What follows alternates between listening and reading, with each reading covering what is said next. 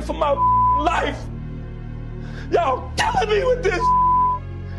I gave y'all 30 years of my career. 30 years of my career.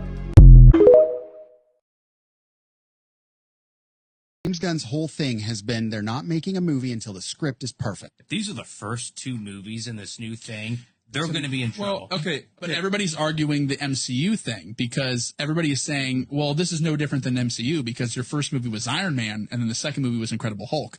I will take Incredible Hulk over this movie 10 times out of 10. Iron Man's one of the best movies in the MCU. I don't think you can compare this DCU to the MCU whatsoever, if people are actually trying to do that. Well, but the problem is it's hard not to because they're so similar. Yeah. James Gunn's whole thing has been they're not making a movie until the script is perfect. Oh impeccable. God. But James Gunn is also the guy who said that The Flash was the best movie he saw of that year. Deanna, I walked in on one of Riker's holodeck programs, and I must say you look wonderful in all that jello. Will, you promised.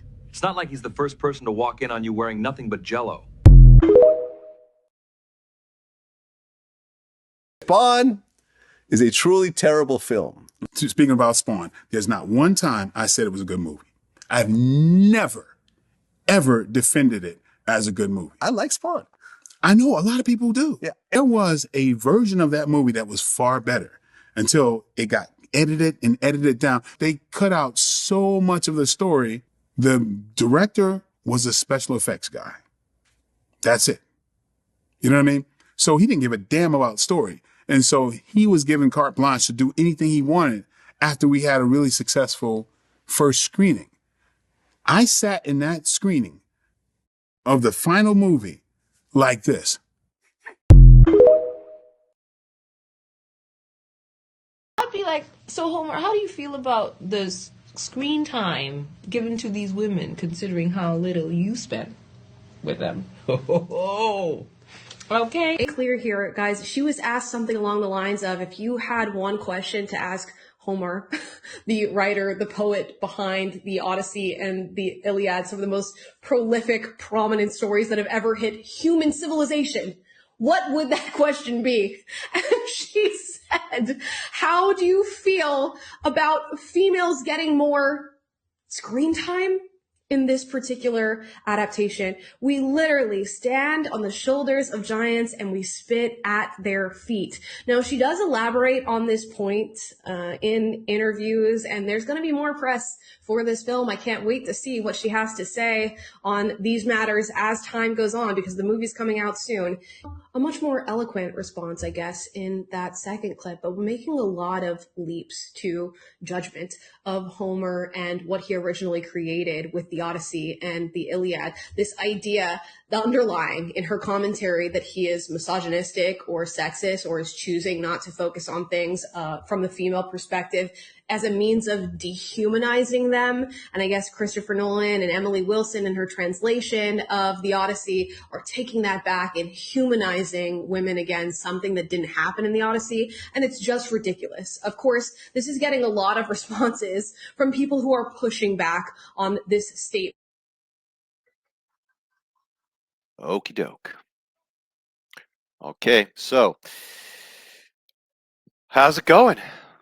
Happy Tuesday, says nobody. It's still early in the work week, but whatever, we're here. We woke up, we're breathing, we're above ground, so we're doing good, right? Could be worse. We could be dead. So anyway, folks, I'm here to talk about things. How was your 4th of July? Hope you guys had fun.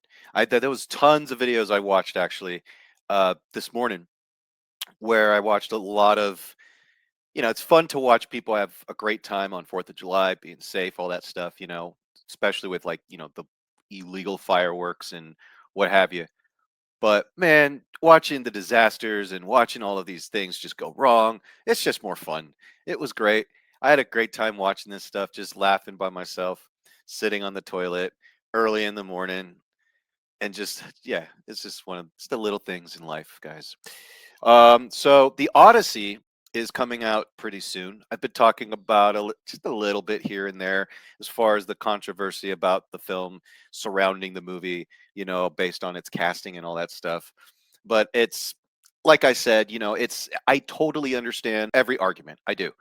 I don't like when I'm a fan of something and you take liberties and try to do something for the modern audience. You know, when you hear that take, that's already a red flag.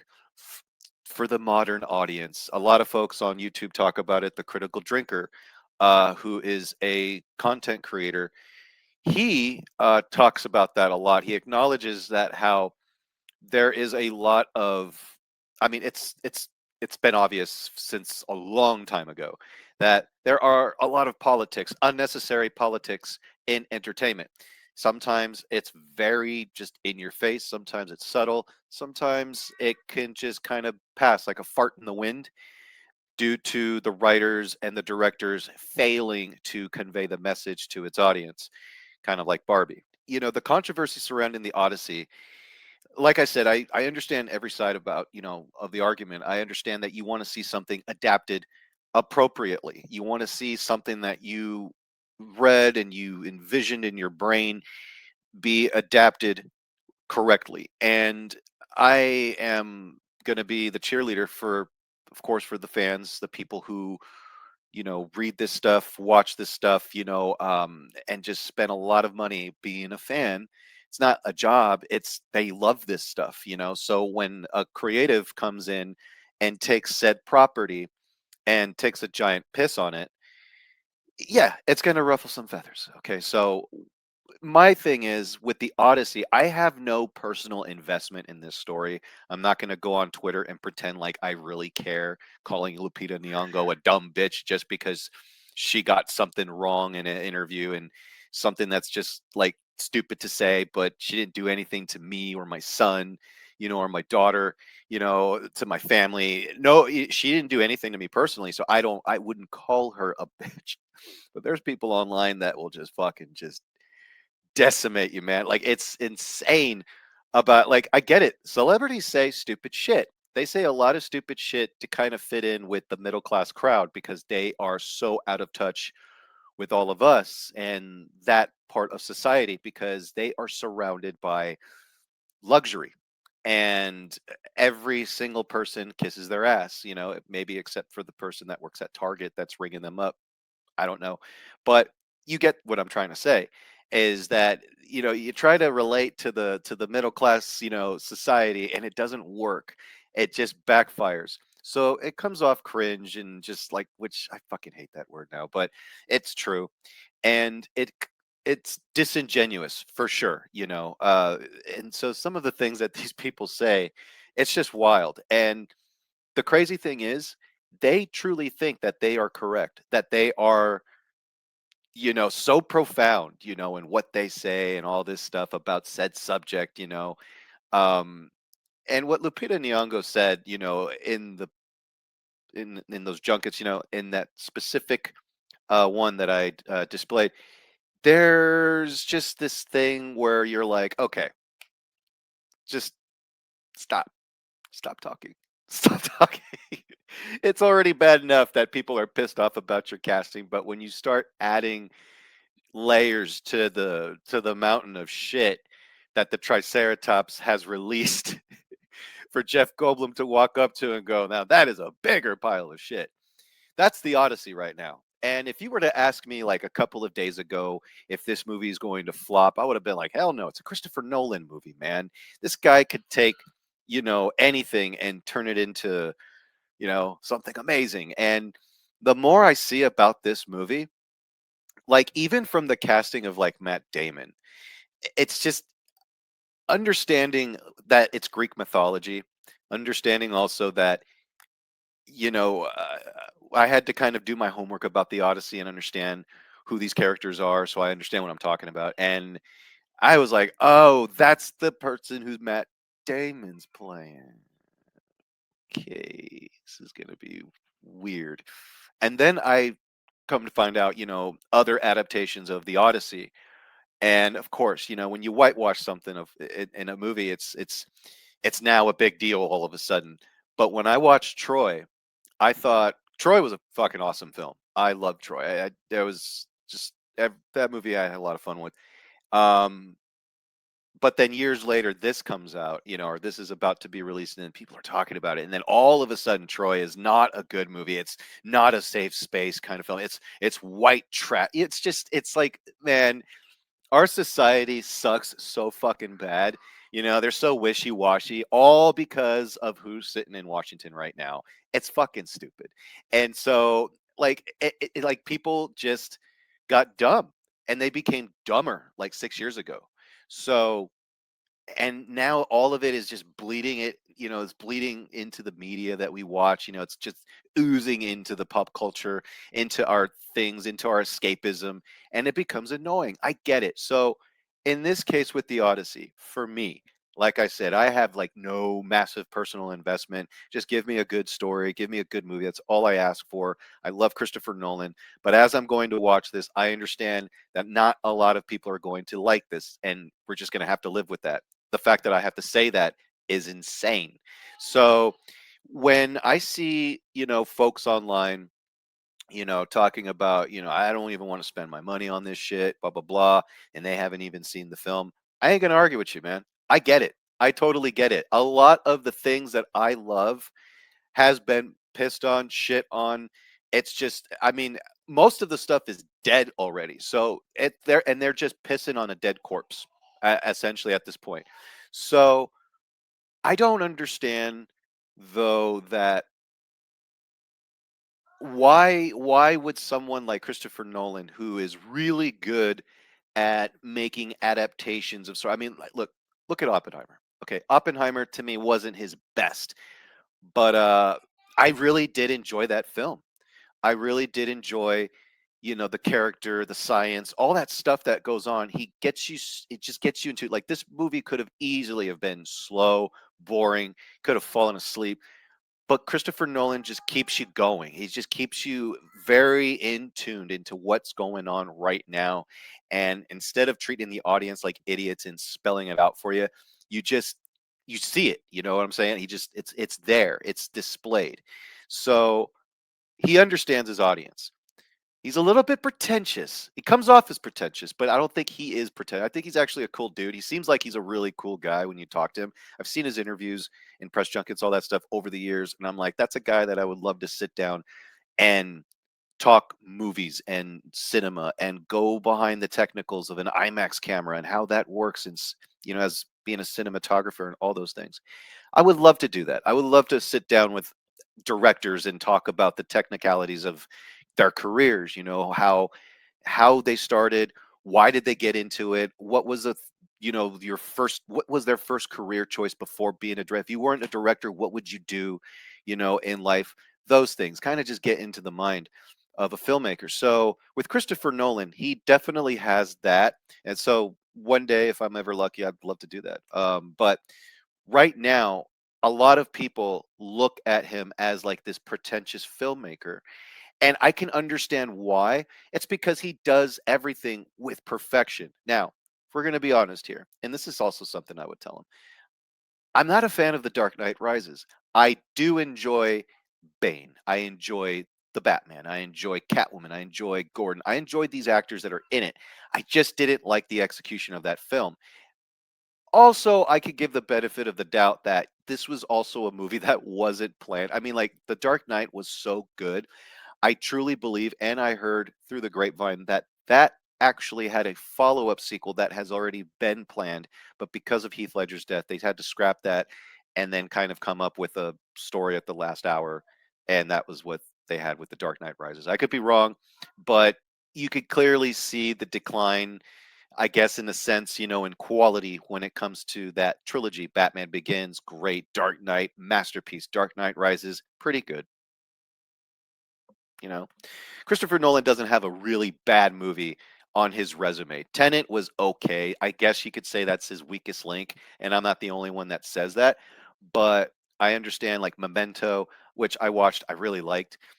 Inception, I really like. People had problems with Insomnia. I actually liked Insomnia due to the tone, and just it kept you, it was so uncomfortable to watch, and that was the whole point, is because you're pretty much seeing everything through the eyes of Al Pacino's character, who cannot sleep for the life of him. He cannot rest. He's got this guilt on his conscience. It's just the weight of the world is on him. And you feel that in this film. And it's so uncomfortable to watch, to the point where it's not like you don't want to watch it because it sucks. You just don't want to watch it for a while. And so it has some sort of impact, and that's what movies are supposed to do. It made me feel a certain way, and it achieved that feeling for me. I'm not sure if that was the goal. I'm not sure if that was a thing that Christopher Nolan intended to do, but Robin Williams, Al Pacino, it was great watching those two powerhouse actors, especially Robin Williams, who to me growing up has just always been funny and insane. Watching him in that film, Christopher Nolan directed the shit out of Robin Williams in that movie. I recommend, if you like crime thrillers, it's nothing crazy or amazing or spectacular. It's not going to change your life. It's not going to cure anything. It's not going to pay your, your mortgage, but it's a good film. Watch it, check it out. So anyway, let's see here. I also think that I want to say Inception to me was kind of like the beginning of me realizing that this guy is going to be pretty much the new, if not he's already the filmmaker of the 2000s. You know what I'm saying? That it's there's no question. There isn't a filmmaker director right now. And look, I love Steven Spielberg. I adore Steven Spielberg. Steven Spielberg is the one, if not the big, massive inspiration and reason why I want to venture into filmmaking one day. When I have the chance, I can, kind of start that, jumpstart it again, if you will, and just kind of venture into that. And Francis Ford Coppola, Ridley Scott, those were the directors that really catch my attention. James Cameron, these guys are the big guns. Steven Spielberg, I adore his films. I think the guy would be a gentleman to speak to. Like I said, he would be another director that I would love to sit down and just really have a chat with and just kind of get into the mind of Steven Spielberg and, figure out why and how these things came to fruition.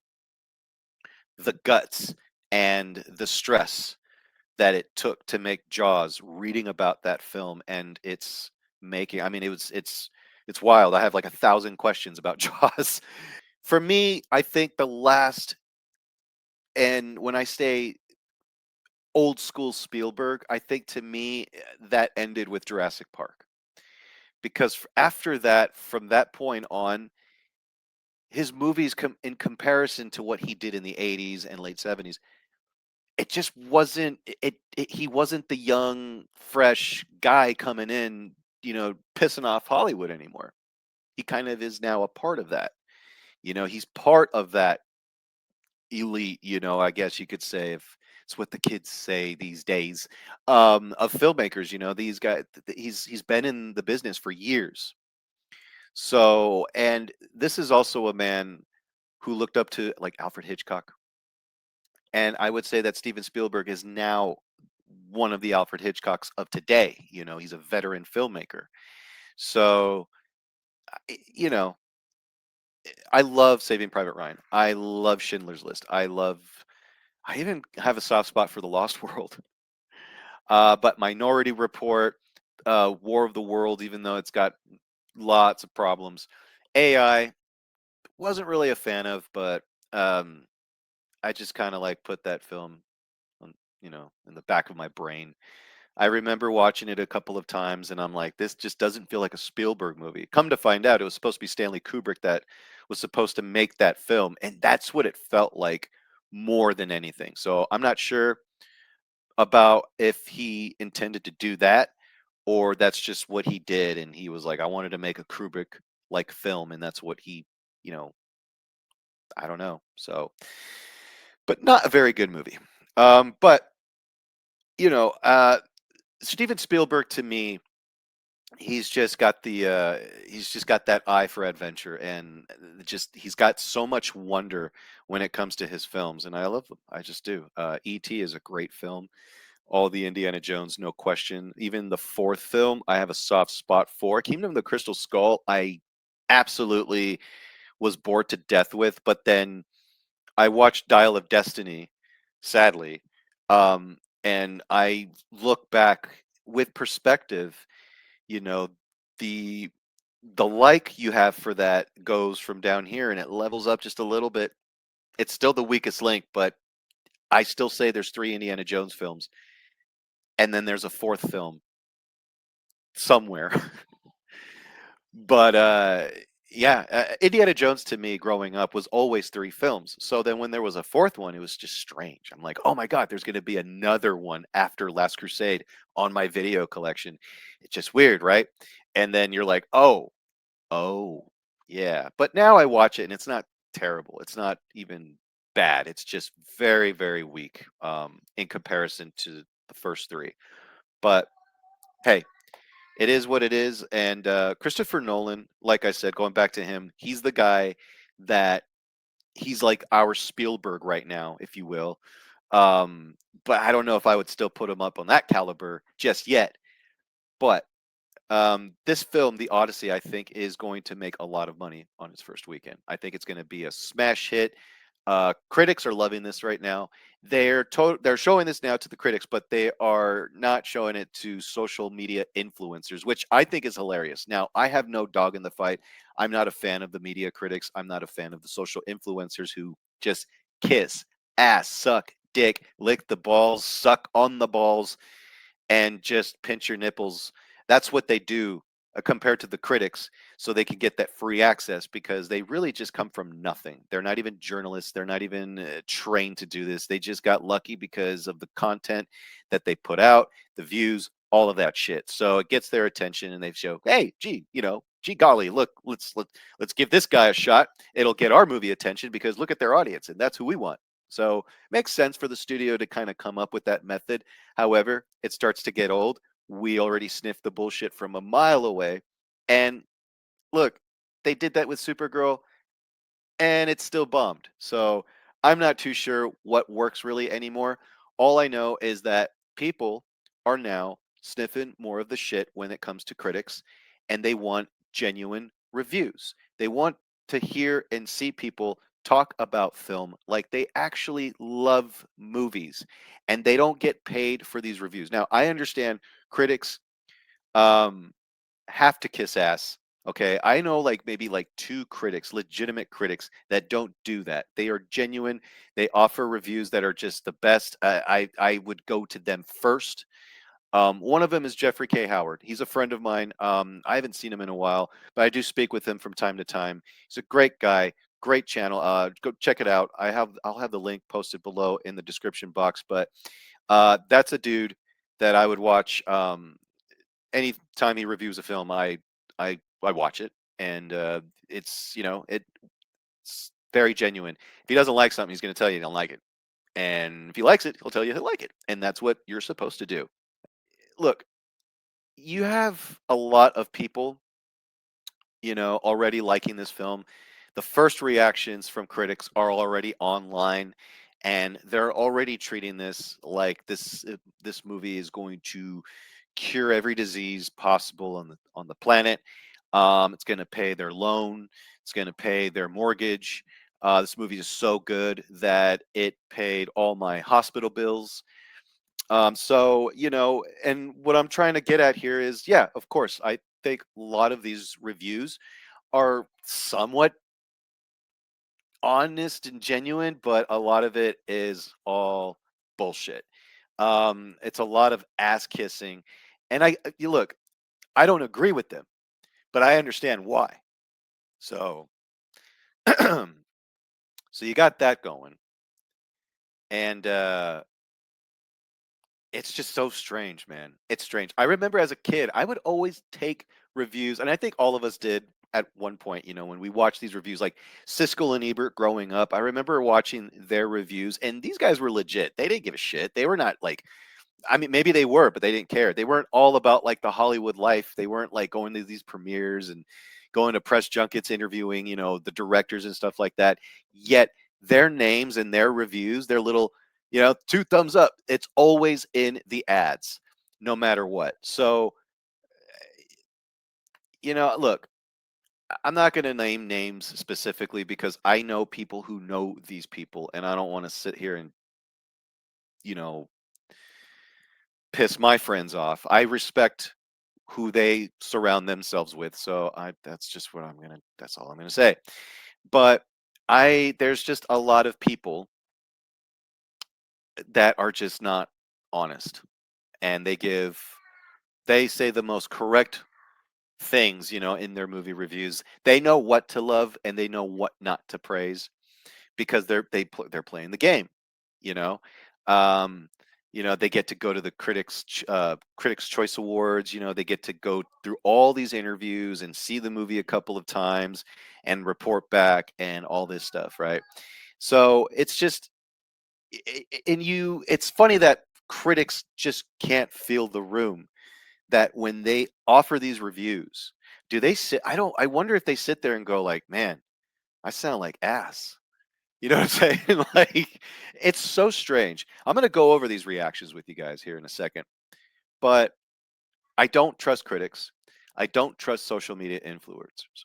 I just trust the audience score sometimes on Rotten Tomatoes.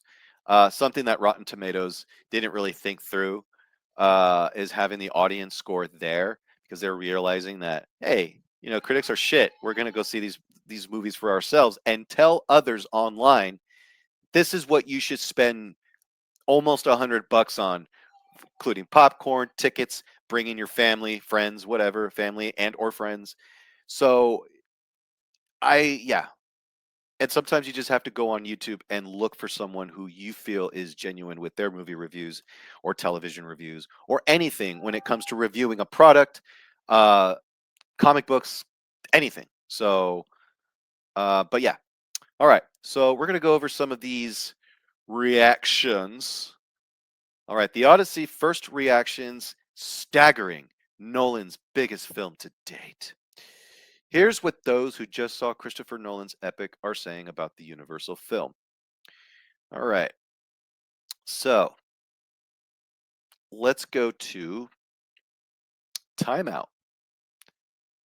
Dense but accessible, packed with career best work from the stacked cast. Samantha Morton is extraordinary. It's a dizzying mix of craft and spectacle that's built to last. Seen it twice. Took so much away both times. A chilling vision of brutalized men seeing themselves in the eyes of women. A study of leadership and an old school sweeping adventure tale. Even the Cyclops got me in the feels. There's even a few laughs too. Go see it twice. He said go see, period, twice. Okay, man. He had to throw that in there. Like, I saw it twice and it was amazing. Go see it like I did twice. All right. Keywords here. Keywords. It was a spectacle. The Odyssey, a surprisingly, oh, this is from IndieWire, by the way. The Odyssey, a surprisingly natural and less despairing Oppenheimer follow-up about a man haunted by defying the gods and dooming civilization. This one fights to avenge his own hubris. You fucking hubris. IMAX obviously immense, too clunky to be S tier Nolan, but the last act rewards the journey. S tier. Okay, you got it. All right, so variety. Variety. Variety. Variety. Okay, I'm done. I have seen Christopher Nolan's The Odyssey. Hashtag The Odyssey. And it is an astonishing achievement. A triumphant. Keyword. Spectacular. Keyword. Epic. The performances from Tom Holland, Matt Damon, Anne Hathaway, and John Leguizamo. Oh yeah, that's right. John Leguizamo's in it. Isn't he the guy that fucking hates like white people and everyone who's Caucasian? He's in a movie directed by Caucasians, surrounded by Caucasians. Robert Pattinson, the Batman, and Lupita Nyong'o are genuinely grand, and for some, truly the best performances of their career. There's an exclamation mark at the end of that. Of their career. The best performances of the whatever. Christopher Nolan is a visionary, and the hashtag The Odyssey is a work of art. The battle scenes, especially at Troy, are breathtaking. Another keyword. Breathtaking, spectacular, triumphant. All words critics say bullshit. It's an incredible epic. My impersonation of that review was better than the review itself. All right, so The Independent. The Independent says Nolan's biggest film to date. The film has about triple the number of huge set pieces than any of Nolan's previous films, and every single one of them is breathtaking, breathtaking in their own way. What's up with these people saying like all these words, man? Breathtaking, triumphant, spectacular. In The Odyssey, Nolan showcases visual trickery in a way you've never seen a few before. That's not right. Nolan showcases visual trickery in a way you've never seen a few before. These people went to school. The only criticism I have, and it's a good problem, is you are often left wanting more of each set piece. And it certainly goes your way into height of the rewatchability factor of the film. Jesus Christ. I saw it twice. I also can't quite remember a film having such a stacked cast. Another keyword, stacked cast. So stacked. Just say a lot. There's a ton of people in that film where everyone delivers. Special shout outs to Tom Holland in his best role to date with Telemachus and Hamish Patel, Watson.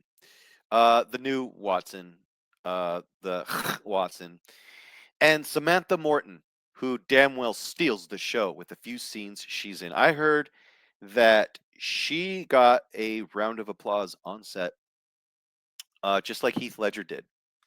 So now she's like the new Heath Ledger, because Heath Ledger is a toxic white male, and we just can't have that now.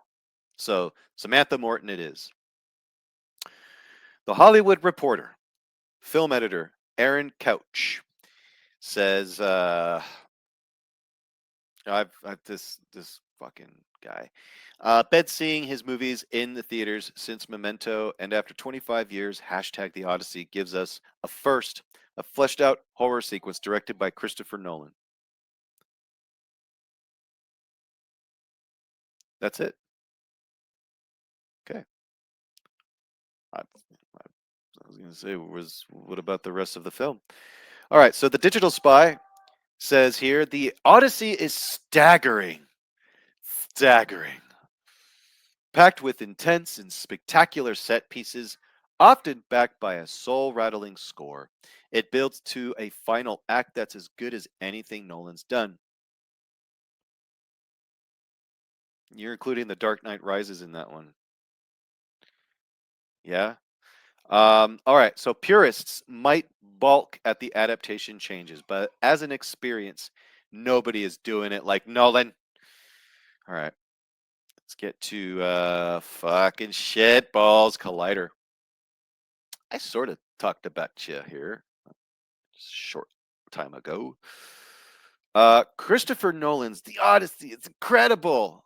I've been lucky enough to watch it twice.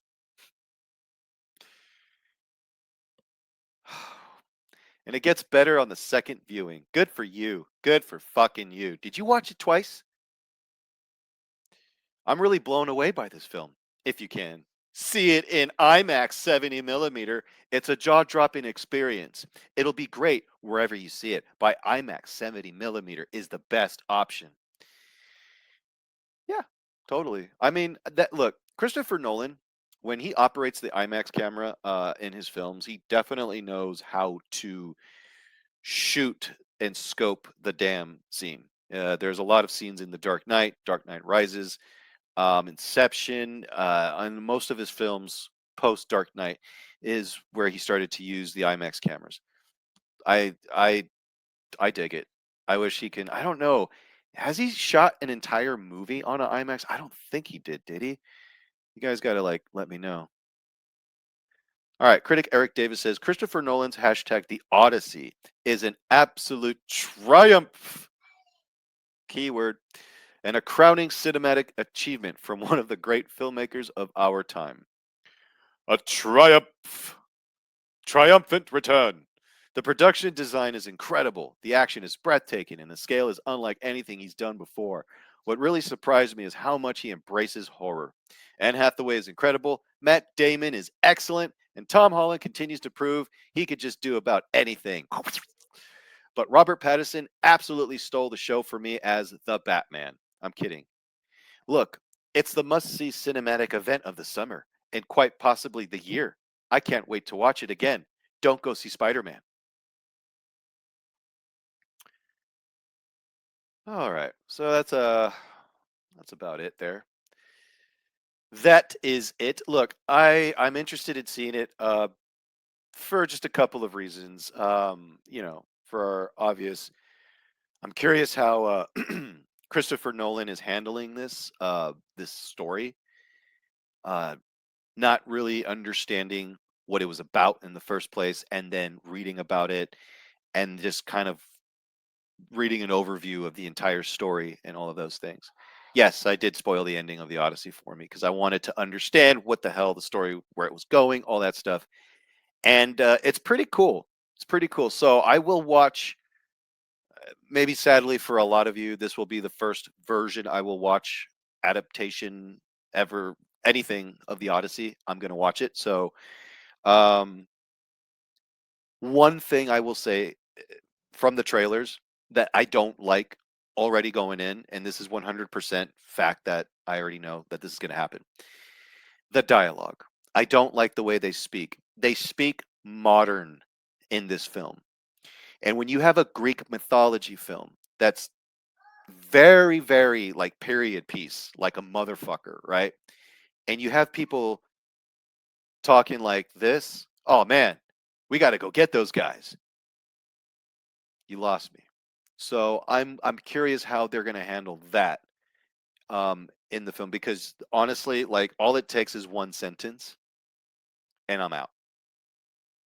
At least you can kind of give me or give the audience, for the most part, the way they spoke then, speak how they would have spoken then. But I don't know.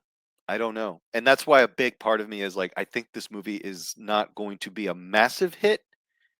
I think it'll be a nice weekender, but after that, I mean, I don't know.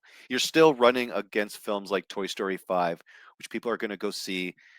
School's about to start soon. So there's going to be a lot of parents wanting to take their kids to go see and do stuff before school begins.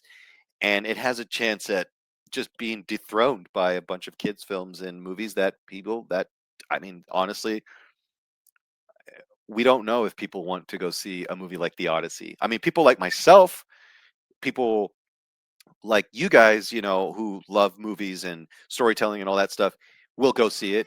But it's like, will your neighbor go see it? Is the guy at Home Depot who really loves cardboard even interested in a Greek fantasy? You know what I'm saying? Like, I don't know.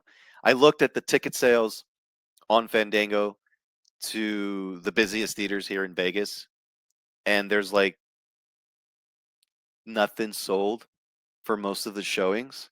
But then I go to Spider-Man Brand New Day, and it's like every theater, almost for the most part, for almost every showing, it's all sold out. I mean, it's weird. I mean, check out your local theater and do the same. See where you can kind of get a head count, I guess. It's just wild, man. It's just wild. But I will check it out. I will check it out. I will go see it. Um, so yeah, the Odyssey. But I don't. I always think like the Christopher Nolan, my favorite film of his, till this day, since the time I watched it, is The Prestige. The Prestige is no doubt his best film. Hugh Jackman, Christian Bale, Michael Caine, Scarlett Johansson, David Bowie. It's such a great film. Really cool story. It's intriguing. It's riveting. It's sad, but just great. And it's just an awesome movie. I loved it. It's one of my favorite movies of all time. So, all right, let's move on from the Odyssey, and let's talk about Doomsday. The MCU returns with Spider-Man Brand New Day. But after that, we get Avengers Doomsday coming out in December. So what do we know about Avengers Doomsday? Well, we know that it's called Avengers. We know that Robert Downey Jr. plays Doctor Doom, all right? And a lot of the cast and people from Thunderbolts and the other Marvel Phase 5, I think, I don't even know anymore, like Shang-Chi and all them, they're coming back. They're in this film. Thor, Chris Evans, he's back. I mean, it's not a spoiler. It's in the teaser trailer that Marvel released back in December. So here's what we know about Avengers Doomsday. And before I get into this, this is spoiler heavy because this is 100% confirmed real. Okay. So, and everything I knew from last year and earlier this year, I was right. So when I tell people about, hey, they're making this movie and this is what I heard, I get a lot of people going like, yeah, sure. Okay, whatever. Yeah. Well, guess what? I was right about the Hulk being in Spider-Man Brand New Day. Wasn't the only one. I'm not like the one that broke the news, but I've told this shit to everybody like the day they started shooting Spider-Man Brand New Day last year. And so I'm seeing, wow, I didn't know the Hulk was going to be in it. I told you last year, asshole. But look, I can't blame them. I'm just some schmuck. But here's the thing. I've been doing this for 14 years and crazy. And in those 14 years, I have been doing a lot of, I went to a lot of cons. I did a lot of things, with other content creators back in like 2013, 14, 15, 16, 17. Great, great times, good times, but fun, educational, and you learned a lot. And I got to experience a lot of things, talk to a lot of people, and there are people that I ran into that work in the industry. Producers, maybe. That's all I'm just going to say. But these people also know the same people that we all watch on YouTube, that I see on YouTube every now and then, and all of that stuff. And I see that we all kind of have the same source. So when I see someone else go, this is real because my person said this, I'm going, was this you? And they're like, yes, that was me. Like, so I already know. So with that being said, let's talk about Avengers Doomsday from beginning to end. Shall we? All right.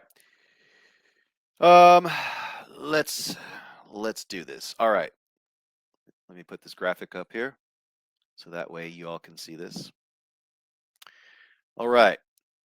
The full plot decryption of Avengers Doomsday.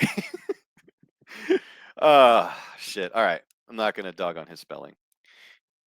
Yeah, I will. Okay. Let's begin. Avengers Doomsday opens in New York City on Tobey Maguire's Spider-Man's Earth.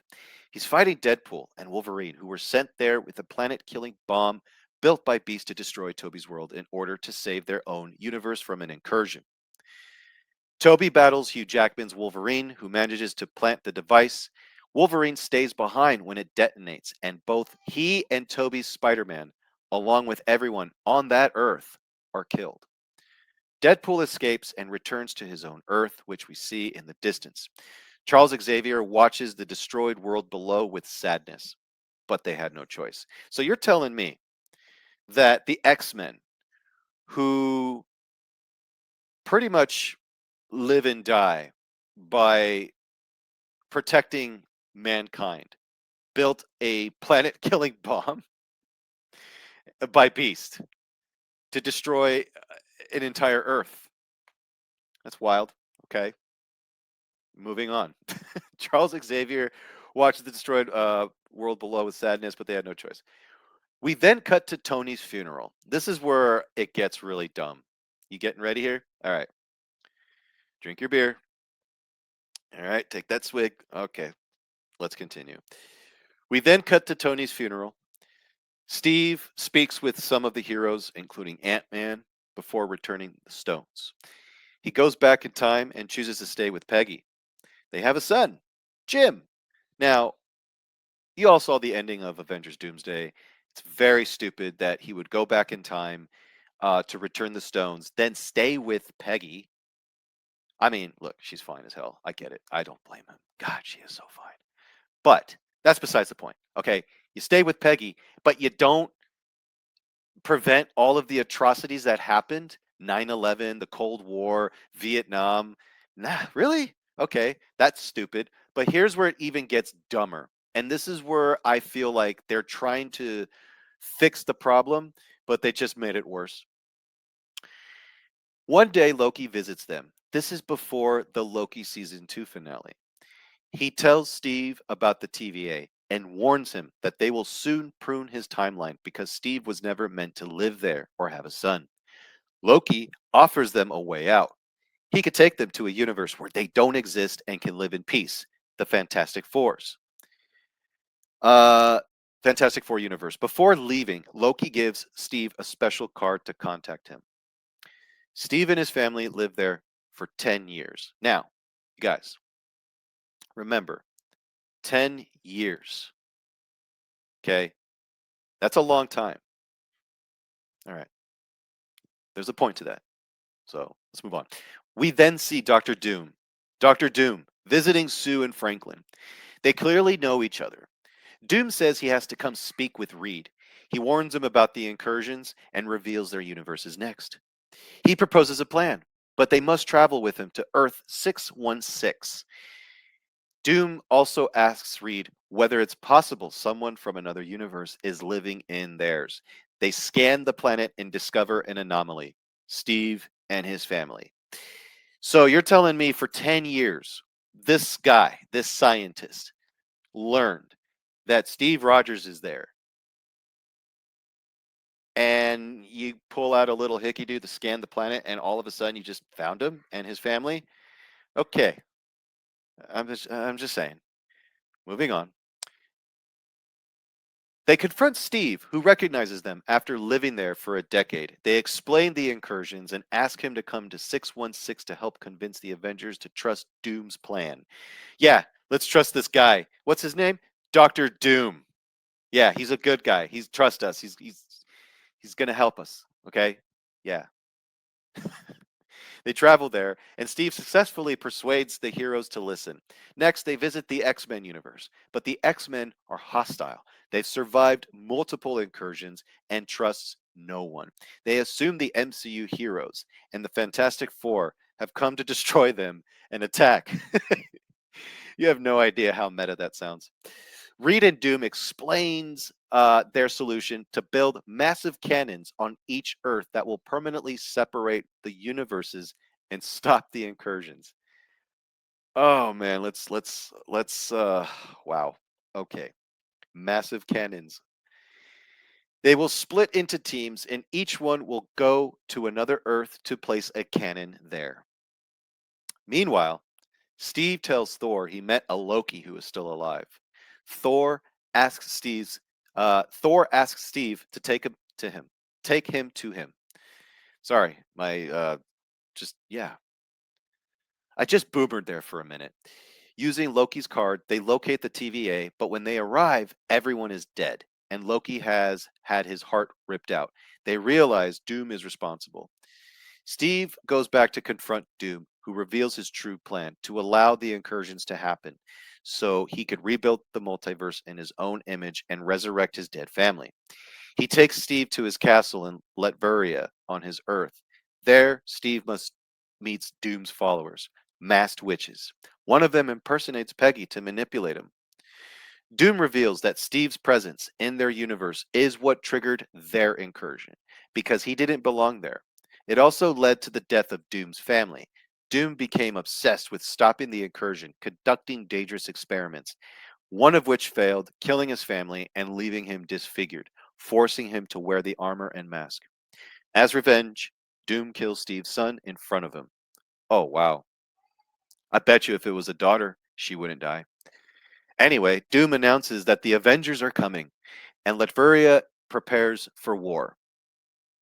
The Fantastic Four, the Avengers, and the X-Men unite and march on Latveria. Am I even saying that fucking correctly? I don't know. Thor prays to Odin, who sends an army from Valhalla to join the battle. A massive war erupts as the Earth begins to collide. Eventually, the universes crash into each other and are destroyed, killing everyone. Everyone except Doom. It's revealed that he stole Loki's power. Using them, he creates Battleworld, resurrects everyone, and erases their memories. They believe Battleworld is all that has ever existed. We see them living new lives in this false reality. Doom sits on his throne as the Emperor of Battleworld. The end. That sounds bad. It doesn't sound good. It sounds so basic. And the plot is so thin. It's anorexic, you know, as Riggs says. So, what do you think? Did you guys look, it's as far as I know it's 100% legit. So, do you guys think this sounds good to you? Do you think that there's more to this? I mean, I'm hearing that there's little snippets here and there that they neglected to mention, like Tobey Maguire and Hugh Jackman dying in the beginning of this film, them getting saved by the TVA, because we're going to see Secret Wars. We're going to see a lot of those characters save the big guys, the guys who we lost in Doomsday. Apparently, what would be nice would be to see like the street level heroes like Punisher, Daredevil, Toby, Spider-Man, Wolverine. Fuck, why not throw in Blade? To see these guys go into Battle World and save the heroes. And then at the end, it's just this massive fight, this massive battle, but give us a good story. This is not a good story. This sounds pretty stupid, especially the whole placing the cannons portion. It's just dumb. But look, who knows? The MCU, it just needs to just rest. Okay, it just needs to rest peacefully. It's been bogged down ever since Endgame. After Endgame, the quality has declined with the very few exceptions. Spider-Man No Way Home was the best. You got Deadpool and Wolverine, which was fine, but it was kind of a gimmicky movie, but it was fine. But Spider-Man No Way Home was the best, and it was the only one post Endgame that really mattered.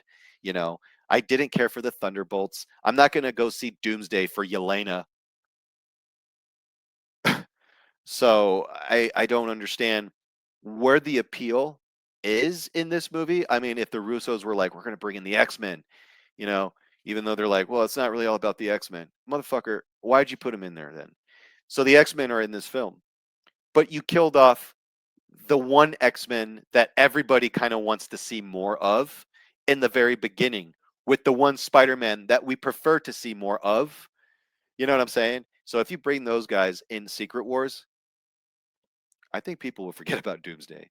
But I'm not saying though that like X-Men, like like Cyclops and Mystique and Patrick Stewart, and all them are not interesting. I'm so glad that they're back and they get to have their due here, and hopefully they give Cyclops some justice, make him the leader of the X-Men, give him the role that he deserved since 2000.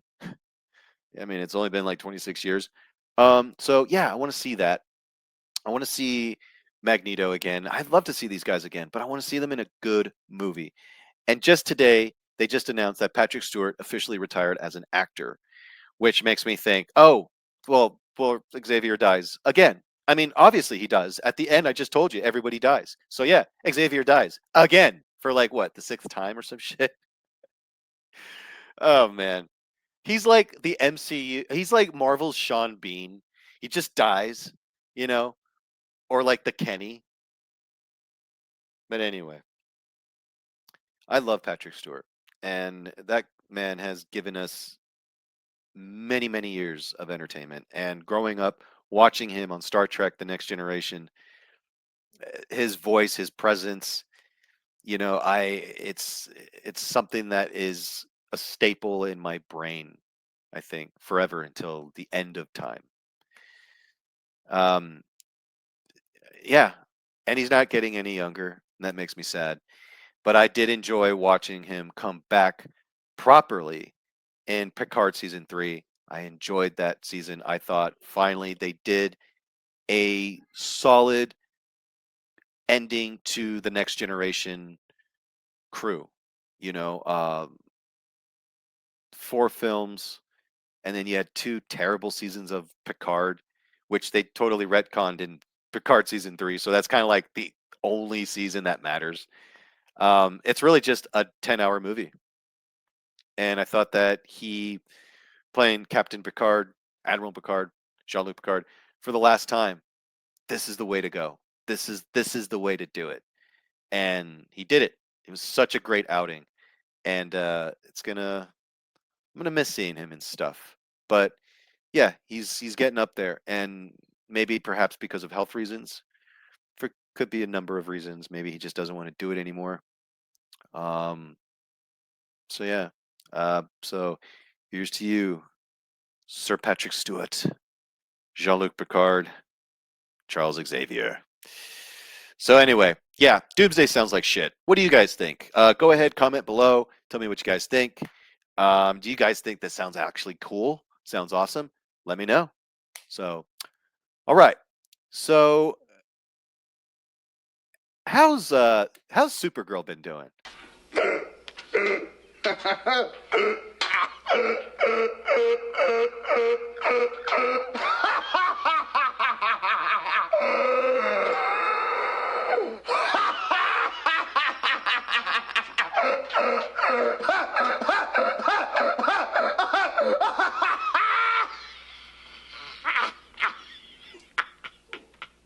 She needs to die in peace. She needs to die in peace. If the Odyssey doesn't do well and the backlash is crazy insane, yeah, I think that DC will be happy. They'll be like, oh fuck, thank God.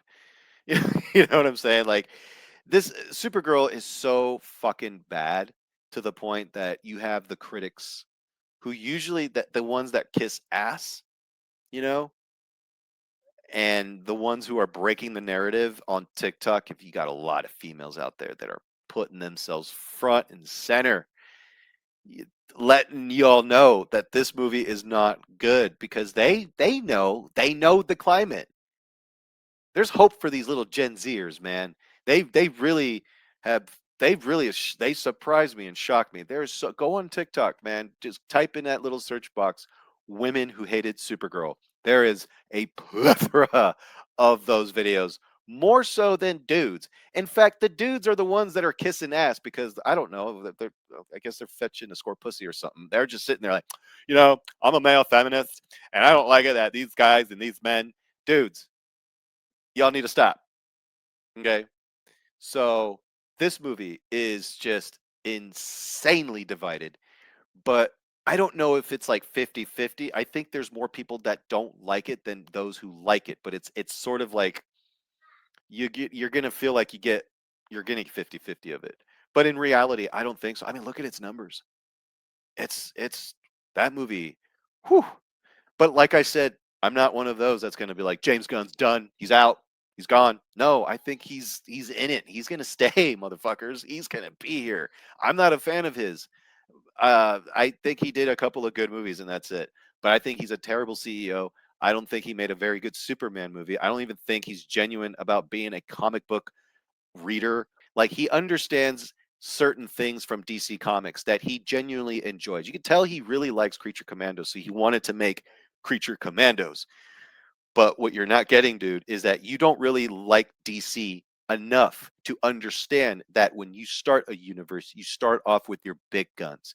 Don't give me excuses saying, oh, he's not doing Justice League. He's doing Justice League International. Fuck that. Nobody wants to see that shit right now. Justice League International is supposed to be like a phase 2, a phase 3, something to kind of keep DC interesting and keep it going. You know what I'm saying? So you start with Justice League, then you got Justice League 2 with a little bit more members of, added to the bunch. And then you can get into Justice League International, and then you could go and do whatever the fuck you want. But he's like going from 0 to 100 like that. And Superman wasn't a success. I mean, it wasn't. I don't care how much mental gymnastics you do with the numbers, you can't trick that shit. It didn't do well. It did just good enough.